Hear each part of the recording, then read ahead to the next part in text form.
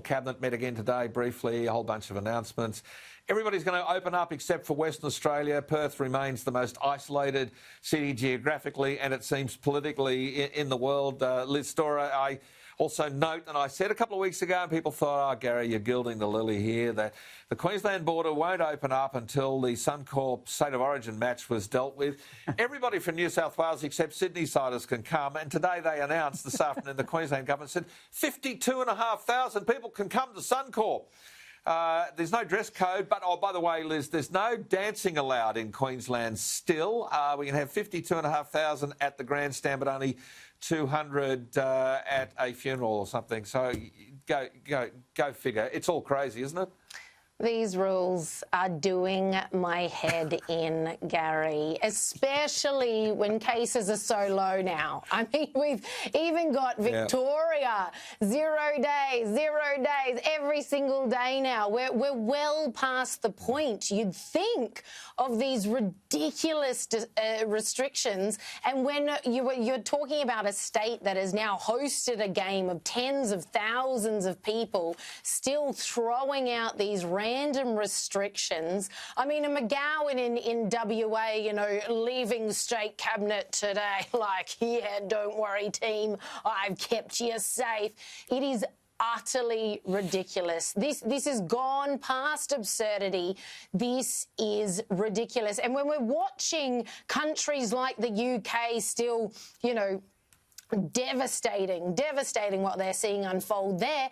Here in Australia, we're still acting like we've got some sort of pandemic on our hands. The truth of the matter is we really don't. And yet nobody seems to be calling out the fact we've got states with 0 cases closing their borders to states with 0 cases. And people like McGowan are really just playing politics with this now. He saw it go well for Anastasia Palaszczuk. He's got his election coming up in March, and I think he's doing exactly the same now, going, OK, this pandemic protectionism goes well at the polling booth, I'll take another crack.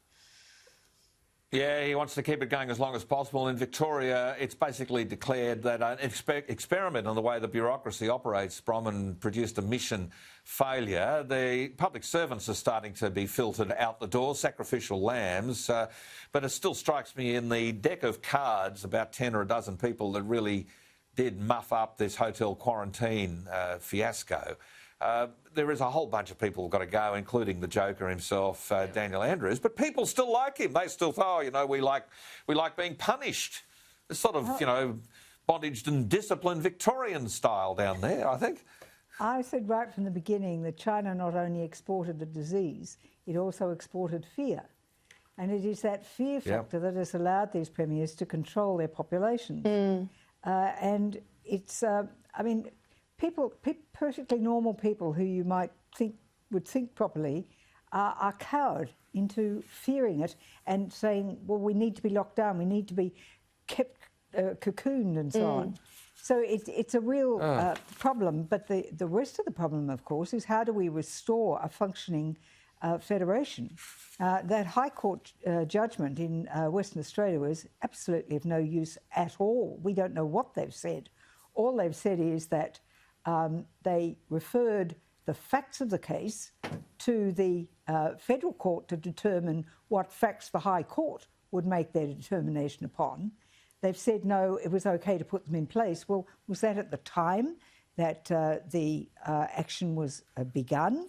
We haven't seen a judgment. We haven't seen the reasons for the judgment. So there's a failure in the judiciary to uphold the section that was put deliberately into the Constitution to stop this sort of behaviour by premiers. And then we look at what Premier Chairman Dan is doing down there in Victoria and talking about setting up a centre for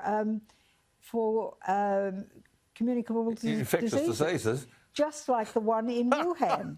Now, is this part of the Belt and Road Initiative? Are they going to bring some of those viruses here and develop them here with the next outbreak? And believe me, if you think we've seen the last outbreak of pandemics, you can think again.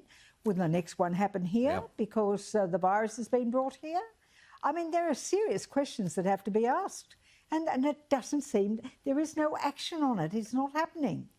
We've got statements coming out that, oh, well, we've met today and in the federal cabinet, whatever that's supposed to mean, elevate the premiers and talk what? Rubbish? Everyone will be open by Christmas? Well, all the bookings are all too late except WA. I just find that the problems that are being created by the way in which we've gone about dealing with these matters are huge and waiting for us to have to be dealt with.